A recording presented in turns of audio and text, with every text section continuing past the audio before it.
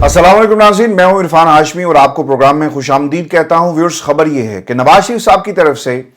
एक बार फिर यह दावा किया गया कि पाकिस्तान के साबिक चीफ जस्टिस साकिब निसार साहब की एक ऐसी ऑडियो उनके पास मौजूद है जिसमें उन्हें कहते हुए सुना जा सकता है कि हमने इस इलेक्शन में हर सूरत इमरान खान को लाना है और मरियम और नवाज शरीफ को इलेक्शन से बाहर करना है। इसके ऊपर पाकिस्तान के साबिक चीफ जस्टिस साकिब निसार साहब का जवाब आ गया।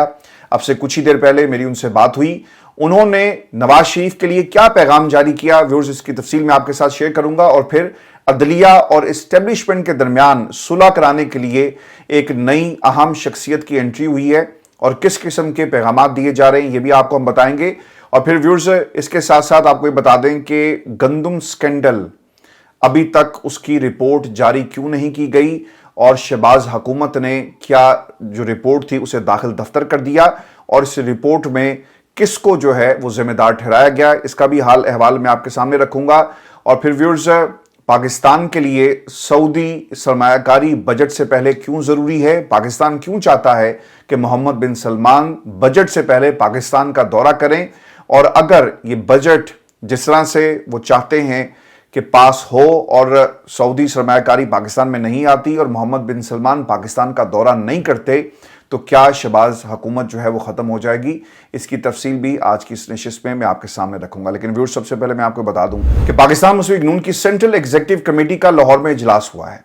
जिसमें नवाज शरीफ, शहबाज शरीफ, इसहाक डार, मरियम नवाज और ख्वाजा साद रफीक और दीगर जो कायदीन हैं पार्टी के, उन्होंने शिरकत की। इस पूरी एक्सरसाइज का मकसद ये था कि एक तो शहबाज शरीफ साहब को पार्टी का कायम मकाम सदर जो है मुंतखब किया जाए और ये 28 मई तक पार्टी के कायम मकाम सदर जो हैं वो रहेंगे। इसके साथ साथ राना सनाउल्लाह को चीफ इलेक्शन कमिश्नर मुकर्रर कर दिया गया है। इस पूरी वर्किंग का बुनियादी मकसद ये था कि नवाज शरीफ को पार्टी की कमान दोबारा जो है वो उनके हाथ में दी जाए और पंजाब में पार्टी को दोबारा से रीऑर्गेनाइज जो है वो किया जाए। लेकिन व्यूअर्स, सवालात उनके दोबारा पार्टी को संभालने के हवाले से बहुत सारे हैं और पार्टी के अंदर और पाकिस्तान में दीगर सियासी जमातें और पाकिस्तान में एस्टेब्लिशमेंट ये ज़रूर सोच रही है कि नवाज शरीफ साहब अगर पार्टी की क़यादत करेंगे तो उनका बयानिया असल में होगा क्या। अगर वो एंटी एस्टेब्लिशमेंट बयानिया अपनाकर मैदान में उतरेंगे और पंजाब में पार्टी को दोबारा से ऑर्गेनाइज करने की इस बयानिए की बुनियाद पर कोशिश करेंगे तो एस्टेब्लिशमेंट का इस हवाले से मौक़िफ़ क्या होगा।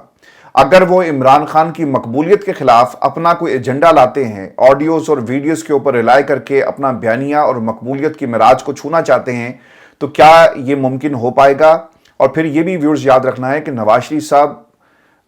अब उम्र के उस हिस्से में है जहां पर उनकी पार्टी में से, बेशक ये पार्टी उनके नाम पर है, लेकिन क्या लोग उनकी एक्सेप्टेंस जो है वो समझते हैं पार्टी के अंदर और उनका पार्टी में अहम फैसलों के ऊपर कितना अमल दखल है, ख़ासतौर पे जब से मरियम नवाज को पार्टी के अंदर अहम ओहदे और पंजाब की जो वजारत है उनके नाम की गई। बयानिया अगर वापस आता है एंटी इस्टेब्लिशमेंट, तो पाकिस्तान की इस्टेब्लिशमेंट इस पर रिएक्ट कैसे करेगी और फिर शहबाज शरीफ साहब के लिए क्या चैलेंजेस होंगे और वो नवाज शरीफ और पाकिस्तान की इस्टेब्लिशमेंट के दरमियान एक ब्रिज का काम कर सकेंगे, इस्टेब्लिशमेंट के पैगाम को नवाज शरीफ तक पहुंचाना और फिर उस पर पायजन्नू मनाना, क्या ये मुमकिन हो पाएगा या नहीं हो पाएगा। और फिर मरियम नवाज अपने ओहदे से अलग होती हैं या नहीं होती, क्योंकि ऐसे वक्त में जब शाहिद खाकान अब्बासी, मोहम्मद ज़ुबैर, मिफ्ता इस्माइल, दानियाल अजीज़, आसिफ करमानी, बहुत सारे लोग जो हैं वो नवाज शरीफ के कैंप में जो मौजूद थे, खैर बात कह दिया। तो अब नवाज शरीफ इस ट्रांजिशन को किस तरह से देखते हैं। लेकिन व्यूअर्स, जो सबसे अहम बात हुई है ना आज, वो नवाज शरीफ साहब का वो खिताब था जो उन्होंने इस वर्किंग कमेटी के इजलास से, वर्किंग बॉडी के इजलास से किया और उन्होंने कुछ इंकशाफात किए, कुछ दावे किए और कुछ गिले पाकिस्तान की आवाम से किए हैं। पहला दावा आपको याद होगा, इससे पहले भी वो कर चुके हैं, लेकिन दोबारा से इस दावे को उन्होंने दोहराया और वो ये कहते हैं कि उनके पास पाकिस्तान के साबिक चीफ जस्टिस साकिब निसार साहब की एक ऐसी ऑडियो मौजूद है जिसमें उन्हें कहते हुए सुना जा सकता है कि हमने हर सूरत इमरान खान को लाना है इलेक्शन में और किसी सूरत नवाज शरीफ और मरियम को जेल से इलेक्शन से कल बाहर नहीं आने देना। ये नवाज शरीफ साहब ने इससे पहले भी दावा किया था। اور ویورز یہ ان دنوں کی بات ہے جب نواز شریف صاحب لندن میں موجود تھے، اور اگر آپ کو یاد ہو تو رانا شمیم صاحب ایک ایسا کریکٹر پاکستان کے سیاسی منظرنامے پر ابھرا جس نے یہ دعویٰ کیا کہ مجھے بلا کر کہا گیا اور میرے پاس ثبوت موجود ہیں، میرے پاس ایفیڈیوٹ موجود ہے جو انہوں نے دیا کہ کس طرح سے نواز شریف صاحب کے خلاف فیصلے آتے رہے اور میں گواہی دینے کے لیے بھی تیار ہوں۔ اچھا، دو ججز کا اس میں جی نام تھا، ایک تو چیف جسٹس ثاقب نثار صاحب تھے اور پھر موجودہ چیف جسٹس اسلام آباد ہائی کورٹ عامر فاروق صاحب کے حوالے سے کہا گیا، اور اس بیان کے اوپر جو اخبارات میں چھپا، اطہر من اللہ صاحب نے ایک سو موٹو لیا اور توہین عدالت کی کارروائی کا باقاعدہ آغاز ہوتا ہے۔ ویورز، میں نے یہ سٹوری ایکسکلوسیو ڈیٹیلز پاکستان کی عوام کے ساتھ شیئر کی، ٹرائبیون کے اندر آپ جا کے، ایکسپریس ٹریبیون میں آپ جا کر دیکھ بھی سکتے ہیں، وہ سٹوری میرے نام سے چھپی بھی ہوئی ہے، جس میں رانا شمیم کہاں پر موجود تھے، کس سے ان کی ملاقات ہوتی ہے، کس ہوٹل میں ٹھہرے، اور جو گورا وکیل تھا اس نے رانا شمیم کے حوالے سے کیا کہے چارلز گدری، وہ بیانات آپ کے ریکارڈ پر موجود ہیں اور آپ جا کر انہیں سن سکتے ہیں۔ یہ اس وقت بھی بات آپ کو اگر یاد ہو تو یہ رانا شمیم کی طرف سے کہی گئی، اور پھر ایک آڈیو پاکستان کے میڈیا پر سرکولیٹ ہو رہی تھی، اور پھر وہ آڈیو میں کیا کچھ ثاقب نثار سے منسوب کیا گیا۔ جب ہم نے اس کی انویسٹیگیشن کی، یہاں پر فورینزک کروایا، تو پتہ چلا کہ یہ بہت سارے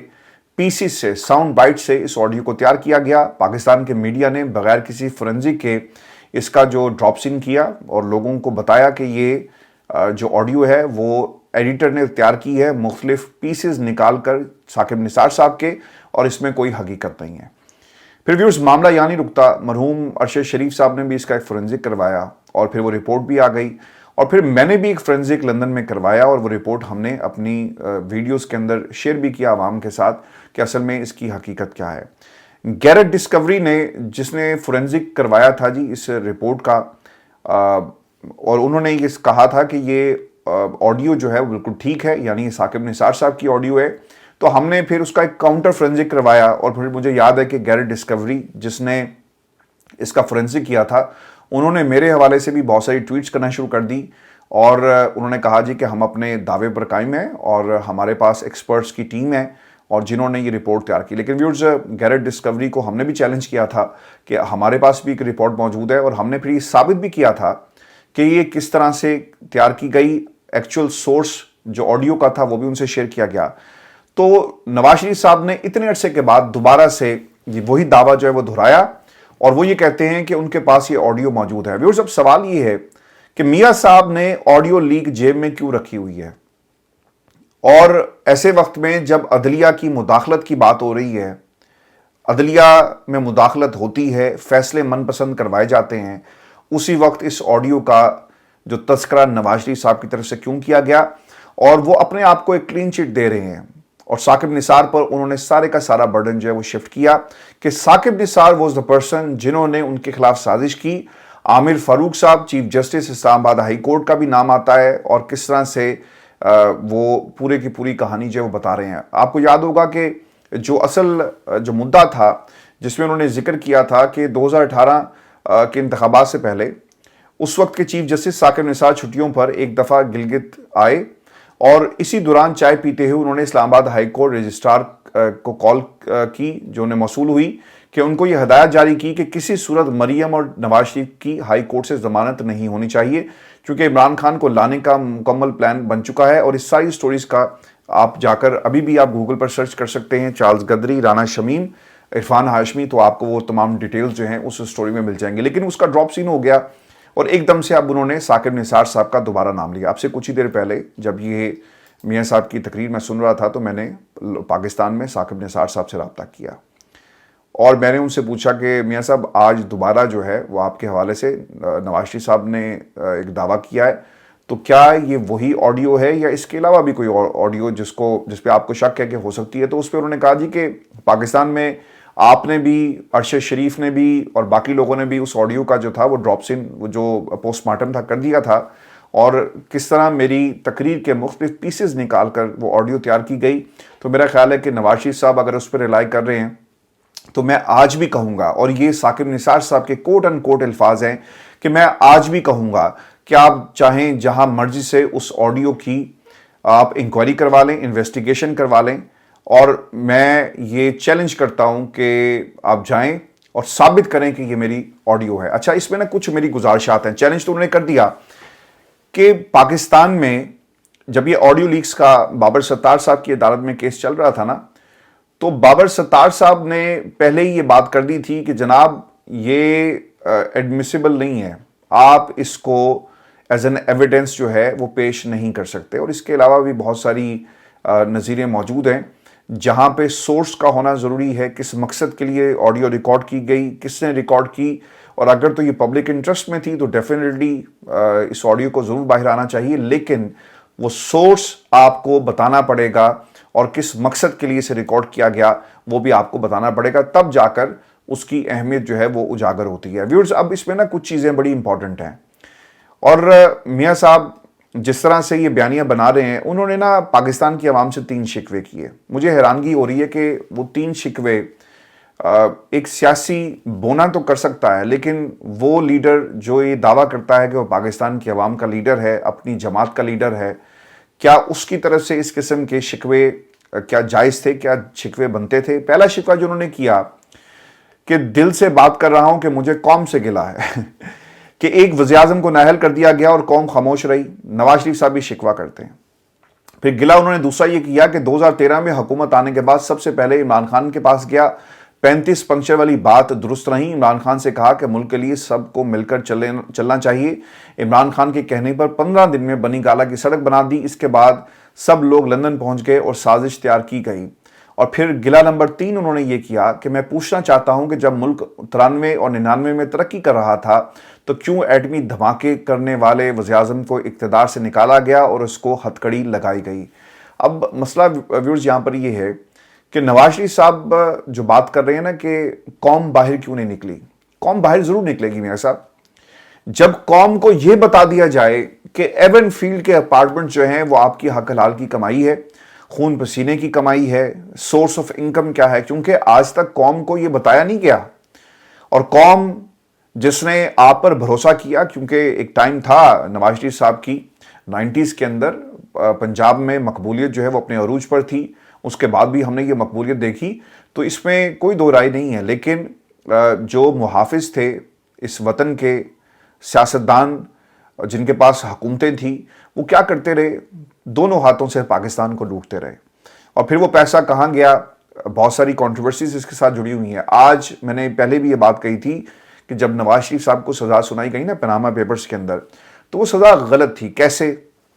آپ ایک دم پریشان ہو گئے ہوں گے، کیونکہ بیٹے سے تنخواہ لینے والا معاملہ،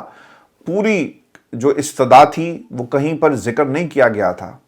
لیکن سزا سنائی یہ گئی کہ بیٹے سے آپ نے تنخواہ نہیں لی، لہٰذا ہم آپ کو جو ہے وہ سزا سناتے ہیں.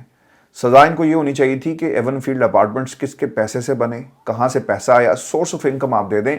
ویورز اس وقت بھی ججز نے ڈنڈی ماری اور آج انہیں بیانیے کے طور پر یہ کہنا کا ایک موقع مل گیا. اتنے برس بیت گئے لیکن آج بھی ان کی سوئی وہیں پہ اٹکی ہوئی ہے کہ بیٹے سے جو تنخواہ نہ لینے کے معاملے پر مجھے جو ہے وہ نکال دیا گیا. اور پھر نواز شریف صاحب کو یہ بھی گلا ہے کہ جو مقبولیت عمران خان کے حصے میں آئی، یار یہ مقبولیت مجھے کیوں نہیں ملی؟ آپ کو مقبولیت مل جاتی اگر آپ نے پاکستان کی عوام سے جو وعدے کیے تھے وہ پورے کرتے اور پاکستان چھوڑ کر نہ جاتے. ڈیل کی، ملک چھوڑ کر چلے گئے، ڈیل کی، پاکستان واپس آ گئے، ڈیل کی، ہمیشہ کے لیے سیاست سے اپنے آپ کو دور کر لیا، پھر ڈیل کر کے پاکستان واپس آ گئے. جناب آپ تو ڈیلیں کرتے رہے. اگر یہ ڈیلیں پاکستان کی عوام کے لیے ہوتی تو پاکستان کی عوام آپ کے ساتھ کھڑی ہوتی، وہ عمران خان کے ساتھ نہ کھڑی ہوتی. آج عمران خان جیل میں ہے نا، اس کی مقبولیت کی وجہ یہ ہے کہ نہ وہ ڈیل کر رہا ہے، نہ وہ مذاکرات اپنے لیے کر رہا ہے، وہ مذاکرات سے پاکستان کے لیے کر رہا ہے. وہ بھی بھاگ جاتا، اس کے لیے بھاگنا تو بہت آسان تھا. آپ کے لیے تو سعودی حکومت آئی تھی نا. دنیا کی بڑی بڑی جو شخصیات ہیں وہ خود عمران خان کو لینے کے لیے پاکستان آئے. اگر آج عمران خان یہ فیصلہ کر لیں کہ انہوں نے پاکستان کو جو ہے وہ خیر بات کہنا ہے، لیکن وہ ڈیل نہیں کر رہا. وہ بندہ وہ جیل میں بیٹھا ہوا ہے، وہ حالات کا مقابلہ کر رہا ہے، وہ اپنے خلاف مقدمات کا مقابلہ کر رہا ہے. اور جو مقدمات اس پر بنائے گئے وہ کس طرح بنائے گئے میاں صاحب آپ سے بہتر تو کوئی نہیں جانتا. اور اگر یہ مقدمات سچے ہوتے تو یقیناً یہ مقدمات پاکستان کی عوام بھی نے تسلیم کرتی اور کہتی کہ یہ بندہ جو ہے وہ جھوٹا ہے، لیکن اس کی سچائی پاکستان کی عوام جانتی ہے۔ وہ جیل میں ہے، وہ الیکشن جیت گیا، یہ اس کی مقبولیت تھی، اس کی سچائی تھی، اس کا نشان اسے چھینا گیا، وہ پھر الیکشن جیت گیا، اس کی پارٹی کو توڑا گیا، وہ پھر الیکشن جیت گیا۔ تو یہ مقبولیت کوئی بھی دیکھے گا نا تو یقیناً اسے دکھ تو ضرور ہوگا، اور نواز شریف صاحب اس وقت اپنے زخموں کو جو ہے نا وہ دیکھ رہے ہیں اور پاکستان کی عوام سے وہ گلہ کرتے ہوئے آپ کو نظر آئیں گے۔ انہوں نے نا 90 کی دہائی کا پہاڑا دوبارہ سے پڑھنا شروع کر دیا ہے، اور وہ بار بار یہ کہہ رہے ہیں کہ انہیں کیوں نکالا گیا۔ انہوں نے 2 ریفرنسز دیے جی، ایک تو انہوں نے 93 اور پھر 99، اور پاکستان کی اسٹیبلشمنٹ سے پوچھ لیں جا کر، کیونکہ آپ کے تو بہت قریب ہیں، وہ آپ کو بتا دیں گے کہ آپ کی حکومت کو ختم کرنے کی بنیادی وجہ کیا تھی۔ ویورز، یہ مجھے ایسا لگتا ہے کہ جس طرح یہ کرسی پر بیٹھیں گے نا، ابھی تو یہ 93-99 کی بات کر رہے ہیں، پھر یہ 2016-17 کی بات بھی کریں گے، اور پھر ان لوگوں کے نام بھی لیں گے، کیونکہ ان کی پارٹی کے دیگر لوگ تو لیتے ہیں کہ جنرل باجوہ نے کیا کیا، فیض حمید نے کیا کیا، اور اس سے پہلے کیا کچھ ہوتا رہا۔ تو یہ نام لیں گے، اور یہ وہ سوال ہے اور یہ وہ مشکل ہے جو پاکستان کی اسٹیبلشمنٹ کے سامنے اس وقت مجھے نظر آ رہی ہے۔ میں نے آپ کو ایک خبر یہ دی تھی پروگرام کے شروع میں کہ ایک انتہائی اہم شخصیت جی دوبارہ سے ایکٹیو ہوگی۔ رانا ثناء اللہ نے جو کچھ کہا، اس کے علاوہ اب حکومت اس وقت کیا سوچ رہی ہے۔ اٹارنی جنرل صاحب جی میدان میں آگے ہیں، اور ویورز خبر یہ ہے کہ اٹارنی جنرل منصور ایوان کو بھی مڈل مین بنانے کا فیصلہ ہوا، لیکن پھر ان کی پریس بریفنگ سے حالات مزید خراب ہو گئے۔ پھر یکے بعد دیگرے توہین امیز پریس کانفرنسز نے ماحول کو مزید خراب کر دیا۔ یہ فیصلہ یہ ہوا تھا جی کہ یہ جو پاکستان کی عدلیہ اور اسٹیبلشمنٹ کے درمیان جو معاملات ہیں وہ جس حد تک پہنچ چکے ہیں، ان کے درمیان صلح کروائی جائے۔ اور شہباز شریف صاحب کے کیمپ کے لوگوں نے مجھے بتایا کہ منصور ایوان صاحب کو یہ ٹاسک دے دیا گیا تھا، اور منصور ایوان صاحب تیار تھے کہ وہ آ کر باقاعدہ دونوں طرف سے جو ہے کوئی حل پیش کریں، اور دونوں یعنی عدلیہ کو اور پاکستان کے طاقتور حلقوں کو قریب لایا جائے اور سیز فائر کسی طرح ممکن ہو سکے۔ لیکن دوسری طرف کیا ہوا، اسٹیبلشمنٹ کی حمایت میں فیصل واڈا، اون چودھری، مصطفیٰ کمال، اور پھر نون لیگ کے بہت سارے لوگ آ گئے۔ کم از کم آپ نون لیگ کے لوگوں تو روک لیتے، اور اس سے کیا ہوا کہ حالات جو ہیں وہ مزید خراب ہو گئے۔ ویورز، ایک اور چیز بھی چیف جسٹس کی ایکسٹینشن کے حوالے سے بھی خبر یہ ہے کہ اب اطلاعات یہ ہیں، اور یہ کابینہ کے ایک رکن کے مطابق، کہ کسی قسم کی توسیع جو ہے وہ چیف جسٹس آف پاکستان کو نہیں دی جا رہی، اور نہ ہی اب وہ لیں گے، کیونکہ لگ انہیں یہ رہا ہے کہ جس طرح سے انہوں نے مس ہینڈل کیا ہے پاکستان کی عدالتوں میں جو توہین کی گئی ججز کی، اور جس طرح سے مداخلت کی گئی اس ایشو کو، اور جس طرح سے ان کی اپنی عدالت سے اب آوازیں اٹھ رہی ہیں اطہر ملا کی شکل میں اور ان کے ساتھی ججز کی شکل میں، تو شاید اب ان کے لیے یہ اتنا آسان نہیں ہوگا۔ اور پھر دوسری بات آپ کو ویورز اس میں جو سب سے اہم نقطہ ہے کہ اگر وہ مان بھی جائیں اور دوسری طرف سے حکومت بھی یہ سوچ لے، تو پھر آپ آئینی ترمیم کیسے کریں گے؟ آئینی ترمیم کے لیے نمبرز آپ کے پاس پورے نہیں ہیں۔ تو میں اس پورے منظرنامے پر صرف یہی کہوں گا کہ the game is still on, اور مخصوص نشستوں پر جس طرح سے بینچ منصور علی شاہ صاحب نے آرڈر جاری کیا اور اسے واپس بھیج دیا، اس کے بعد قاضی صاحب کا چیف جسٹس کی ایکسٹینشن والا معاملہ جو ہے ہمیشہ کے لیے دفن ہو گیا۔ اب ویورز، حکومت کتنی سنجیدہ ہے؟ ڈرافٹ تیار ہو گیا تھا، اور ڈرافٹ تیار کرنے کے بعد آپ کو نمبرز بھی چاہیے تھے، لیکن وہ نمبرز کہاں سے لاتے؟ تو مخصوص نشستوں کے کیس نے پورے کا پورا جو ہے ان کا کھیل جو ہے وہ بگاڑ دیا۔ اور ویورز، آپ کو خبر یہ بھی دے دیں کہ بجٹ آنے والا ہے جی، پہلے ہفتے میں جون کے بجٹ پیش کر دیا جاتا ہے، لیکن پاکستان کی شہباز حکومت کی بالکل بھی تیاری نہیں ہے،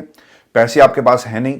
اور آپ آئی ایم ایف کی طرف دیکھ رہے ہیں، کچھ پیسہ آپ کے اکاؤنٹس میں یعنی قومی خزانے میں موجود ہے، لیکن کیا وہ اتنا کافی ہوگا کہ آپ بجٹ جو ہے وہ پیش کر سکیں، اور عام آدمی کو کس قسم کا ریلیف دیا جائے گا، خاص طور پہ ایسے وقت میں جب خبریں آ رہی ہیں کہ آئی ایم ایف نے بجلی کی قیمتیں بڑھانے کے حوالے سے باقاعدہ کہا، اور لگ یہ رہا ہے جی کہ 85 روپے تک یونٹ جو ہے وہ چلا جائے گا۔ اب ان کا نا سارے کا سارا دار و مدار ہے کہ محمد بن سلمان پاکستان آئیں اور سرمایہ کاری کریں، اور ساتھ ہی ساتھ پاکستان کو بہت سارا پیسہ جو ہے وہ دیا جائے، بے شک قرض کے طور پر دے دیا جائے۔ لیکن خبر ویورز یہ آ رہی ہے کہ پولیٹیکل انسٹیبلٹی کی وجہ سے محمد بن سلمان صاحب نے پاکستان کا دورہ منسوخ کیا، اور جس کے پیسے ہو نا وہ ضرور یہ ایشورنس چاہتا ہے کہ اس کے پیسے کو کس طرح استعمال کیا جائے گا اور بدلے میں اسے کیا ملے گا۔ یہ نہیں ہو سکتا کہ ایک لم سم اماؤنٹ جو ہے وہ کسی ملک کو دے دی جائے، جس طرح سے سعودی عرب پاکستان کے حوالے سے کرتا رہا، اور ہم اسے واپس نہیں کرتے اور ہم کہتے ہیں جی کہ تیل میں آپ کاٹ لیں، مفت تیل ہمیں دے دیا جائے، آئندہ ہم آپ کو پیسے واپس کر دیں گے، تو اسے بھی ایک ایشورنس چاہیے تھی۔ سعودی عرب کے جی حالات ویسے بھی کوئی اتنے اچھے نہیں ہیں، اور جب سے انہوں نے نئے ایونیوز تلاش کرنے شروع کیے، وہاں پر تیل، ساری عمر تو آپ تیل پر بیٹھ نہیں سکتے، آپ کو جو اکنامک کوریڈورز ہیں وہ اوپن کرنے پڑتے ہیں، دنیا کے ساتھ تجارت آپ کرتے ہیں، اور نئے نئے ایونیوز، اکنامک ریونیوز جنریٹ کرنے کے لیے آپ کو ایکسپلور کرنے پڑے، اور اس وقت سعودی عرب یہ کر رہا ہے۔ اب سعودی عرب جب ایونیوز جنریٹ کر رہا ہے یا دیکھ رہا ہے یا انویسٹمنٹ کر رہا ہے، تو پاکستان میں وہ قرض نہیں پاکستان کو دے گا، بلکہ وہ انویسٹمنٹ کے پرپس سے پاکستان کے اداروں کو دیکھے گا، پاکستان کی زمین کو دیکھے گا، ایگریکلچر لینڈ، بہت ساری سرمایہ کاری۔ لیکن اس کے ساتھ ساتھ آپ کو اکنامک سٹیبلٹی کے لیے، سرمایہ کاری کی سٹیبلٹی کے لیے، اور جو ریزلٹس آپ نے ان کے ساتھ کمٹ کیے ان کو پورا کرنے کے لیے آپ کو پولیٹیکل سٹیبلٹی کی ضرورت ہے۔ لیکن پولیٹیکل سٹیبلٹی کہاں پر ہے؟ کہیں پر نہیں ہے۔ آج عدالتیں اور اسٹیبلشمنٹ آمنے سامنے ہیں، اور ہر بندہ، چاہے وہ اس رائٹ سائڈ سے تعلق ہے یا لیفٹ سائڈ سے اس کا تعلق ہے، وہ اپنے طور پر زور لگا رہا ہے۔ تو سٹیبلٹی کہاں سے آئے گی؟ عمران خان جو مقبول لیڈر تھا وہ جیل کے اندر ہے، سٹیبلٹی کہاں سے آئے گی؟ پاپولر فیصلے پاپولر حکومتیں کرتی ہیں، پاپولر فیصلے ان پاپولر حکومتیں نہیں کرتی۔ اور نواز شریف، شہباز شریف اس وقت پاکستان میں پاپولرٹی کا کیا مراج ہے وہ آپ کے سامنے ہے۔ تو محمد بن سلمان صاحب کا انتظار ہو رہا ہے جی، اور ایک طرح سے منتیں کی جا رہی ہیں کہ پائے نہ آ جاؤ، تاڑی بڑی مہربانی، بجٹ پاس نہیں ہوگا۔ اور میں آپ کو ویورز بتا دیتا ہوں کہ پہلے بھی 2 دورے ان کے کینسل ہوئے، ایک G20 میں جب وہ بھارت آئے لیکن پاکستان نہیں آئے، اس سے پہلے PDM حکومت میں دورہ ہونا تھا لیکن وہ نہیں آ سکے، اور آخری بار عمران خان کے دور میں وہ پاکستان آئے تھے۔ اب اگر دورہ نہیں ہوتا تو ویورز یاد رکھیے گا، یہ مشکلات ہو سکتی ہیں شہباز حکومت کے لیے، اور انہیں اپنی وزارت عظمیٰ سے بھی ہاتھ دھونا پڑ سکتا ہے، کیونکہ اگر بجٹ پیسے نہیں ہوئے اور بجٹ آپ پیش نہیں کر سکتے جیسا بجٹ ہونا چاہیے، اور عام آدمی کو ریلیف اگر نہیں ملا، اور پھر پاکستان کی عوام کہاں بھر جائے گی۔ ویورز، کیونکہ شہباز شریف صاحب کا ذکر ہوا ہے تو میں آپ کو یہ خبر دے دیتا ہوں کہ وفاقی حکومت کی جانب سے گندم درآمد سکینڈل کی تحقیقاتی رپورٹ 2.5 ہفتے گزرنے کے باوجود سامنے اب تک جو ہے وہ نہیں آ سکی، اور تحقیقات جی مکمل بھی نہیں ہوئی، یہ بھی خبر ہے، اور انکوائری کمیٹی یہ کہتی ہے کہ اب تک کام مکمل نہیں ہوا۔ 4 لاکھ ٹن اضافی گندم کی خریداری کی تحقیقات اب تک شروع نہیں ہو سکی، جبکہ MD اور GM پاسکو کو ہٹانے کے بعد نئے MD کی تعیناتی بھی اب تک نہیں ہو سکی۔ مسئلہ پتہ کیا ہے؟ یہ صرف ڈرامہ ہے جی، غلطی ان کی تھی بھائی صاحب کی، اور غلطی ہو گئی، اب یہ تسلیم نہیں کر رہے اور اپنی کرسی پر چمٹے رہنا چاہتے ہیں۔ آپ میں اگر ذرا بھی اخلاقیات ہو سیاسی تو آپ چھوڑ دیں اپنی سیٹ کو، کہیں کہ غلطی ہو گئی، اور I was responsible for whatever happened in Pakistan کی عوام کو اور کسان کو نقصان ہوا، اور میں اس اسکینڈل کے بعد اب اس کرسی پر مزید نہیں رہنا چاہتا، اور میں اس کے قابل نہیں۔ لیکن کیسے ہی کریں گے؟ جو مقدمات ایک رات پہلے فرد جرم عائد ہونے والی اور ختم ہو جائے تو پھر کام کیسے آگے بڑھے گا؟ ویورز، اس کے ساتھ ساتھ پاکستان تحریک انصاف کا جی ایک ریئیکشن بھی آیا ہے، اور ٹیرن کیس کے اندر نئے سرے سے سماعت کے لیے مقرر کرنے پر پاکستان تحریک انصاف نے تشویش کا اظہار کیا، اور اپنے بیان میں ترجمان PTI کہتے ہیں کہ نئے سرے سے سماعت کے لیے کیس مقرر کرنا بانی PTI کو ناحق جیل میں رکھنے کا منصوبہ ہے۔ توشہ خانہ سائفر القادر ٹرسٹ کیس کے بعد ایک اور مقدمے سے امیدیں وابستہ کی جا رہی ہیں۔ ججز پر دباؤ کے انکشاف کے بعد کارروائی آگے بڑھانے کا کوئی قانونی اور اخلاقی جواز باقی نہیں رہتا۔ عدت اور ٹیرن جیسے مقدمات کا اندراج اخلاقی پستی کی علامت ہے۔ ٹیران کیس کا مدعی آج تک نامعلوم ہے۔ دیکھیں، میں آپ کو ایک بات اس میں بتا کر آپ سے اجازت چاہوں گا کہ یہ جو کیس ہے نا خان صاحب کا، یہ والا، آپ کو یاد رکھنا چاہیے کہ خط کے اندر اس کا ذکر ہوا ہے کہ مداخلت ہو رہی ہے اور فیصلہ لینے کی کوشش کی جا رہی ہے، لیکن دیکھنا یہ ہوگا کہ اگر پاکستان میں ججز کے اوپر اگر کوئی کہے کہ آپ بھروسہ کر سکتے ہیں، جناب میں تو نہیں کر سکتا۔ مداخلت، پہلے ماحول آپ بنا دیں کہ جی مداخلت، اور پھر ایک دم سے عمران خان کو جو ہے وہ سزا سنا دی جائے۔ لیکن دیکھنا یہ ہوگا کہ یہ کیس جو شواہد پیش کیے گئے وہ کسی بھی کورٹ کے اندر انہیں آپ ایڈمٹ نہیں کر سکتے، اور میں اس پر علیحدہ سے بھی ویڈیو بھی کروں گا جی، اور مزید حقائق بھی آپ کے سامنے رکھوں گا کہ اصل میں یہ کیس تھا کیا، اور مدعا کیا اٹھایا گیا ہے اس کیس کے اندر، جو صاحب ہیں جو لاپتہ ہیں ان کی طرف سے، جو آج تک عدالت میں پیش نہیں ہوئے۔ اپنا خیال رکھیے گا، اجازت دیجیے، اللہ